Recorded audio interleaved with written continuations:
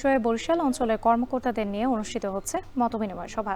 এতে অংশ নিয়েছেন নির্বাচন কমিশনার আব্দুর রহমানেল মাসুদ। এ নিয়ে বিস্তারিত জানাতে বরিশাল আঞ্চলিক নির্বাচন কর্মকর্তার কার্যালয় থেকে যুক্ত হয়েছেন অমিত হাসান।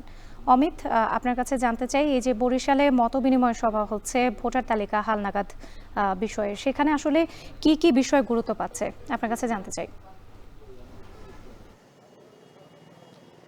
রাত্রি শুরুতে একটু জানিয়ে রাখি, গত 20 জানুয়ারি বরিশাল জেলা জুড়ে কিন্তু এই ভোটার তালিকা হালনাগাদের কার্যক্রম শুরু হয়েছে এবং এতে প্রায় 1224 জন প্রশিক্ষণপ্রাপ্ত যারা কর্মী রয়েছে তারা কাজ করছেন এবং বিভিন্ন ওয়ার্ডে কিংবা বাড়ি বাড়ি গিয়ে তারা এই কার্যক্রমটি চালাচ্ছে।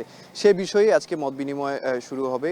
এখনও আসলে শুরু হয়নি। নির্বাচন কমিশনার বরিশালে আসলেও এখন পর্যন্ত এই আঞ্চলিক কর্মকর্তার কার্যালয়ে এসে পৌঁছায়নি। তিনি 10:30টার সময় আসার কথা রয়েছে। তবে আজকে তার মত বিনিময় সভায় যে বিষয়গুলো গুরুত্ব পাচ্ছে সেটি হচ্ছে যে হালনাগাদের বিষয়গুলো আরও কিভাবে সহজ করা যায় এবং সবাই যাতে আসলে এতে অংশগ্রহণ করতে পারে সে বিষয়ে কি কি পদক্ষেপ নেওয়া যায় সে বিষয়েই আঞ্চলিক জেলা বিভিন্ন কর্মকর্তাদের সাথে তিনি মত বিনিময় করবেন এবং এই মত বিনিময় সভায় বরিশালের যে নির্বাচন কর্মকর্তা, এছাড়া অতিরিক্ত নির্বাচন কর্মকর্তা, সিনিয়র নির্বাচন কর্মকর্তা সহ উপজেলা এবং থানাধীন যেসব নির্বাচন কর্মকর্তা রয়েছেন তারা উপস্থিত থাকবেন এবং বরিশাল জেলা থেকেই কিন্তু পুরো জেলা থেকেই কিন্তু তারা অংশগ্রহণ করবেন। এবং আরেকটু জানিয়ে রাখি যে বরিশালে জেলায় এবার ভোটার রয়েছে প্রায় 22,22,000 এবং তার মধ্যে থেকে যারা মারা গিয়েছেন তাদেরও ভোটার তালিকা করা হচ্ছে, সেখান থেকে তাদেরকে বাদ দিয়ে নতুনভাবে যারা 18 বছর প্রাপ্ত হয়েছে তাদেরকে ভোটার তালিকায় অন্তর্ভুক্ত করার একটি প্রক্রিয়া চলছে এবং তালিকাও করা হচ্ছে। এবং